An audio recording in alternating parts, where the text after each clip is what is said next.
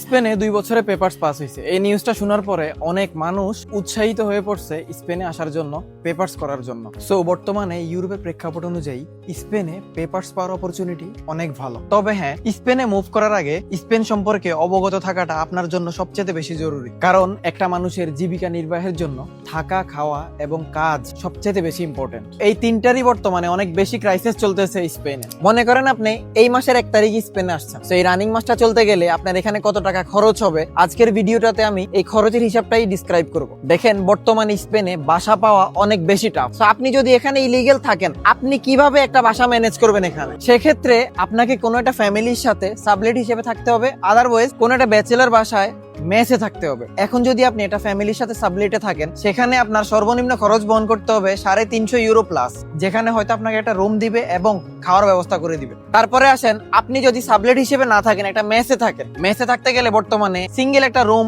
পাওয়া যায় না বলেই চলে। আপনি থাকতে হবে হয়তো একটা বেড শেয়ার করে কারোর সাথে। তো আপনি যদি একটা বেড শেয়ার করে থাকেন, জাস্ট একটা সিঙ্গেল বেড নিয়ে থাকেন, সেখানে হয়তো আপনাকে সর্বনিম্ন 150 থেকে শুরু করে 180, 190, 200 ইউরো পর্যন্ত আপনাকে পে করতে হতে পারে। তারপরে আসতেছে খাবারের হিসাব। আপনি যদি একটা মেসে থাকেন, সেখানে সর্বনিম্ন খাবারের বিল আপনার চলে আসবে 100 ইউরো প্লাস।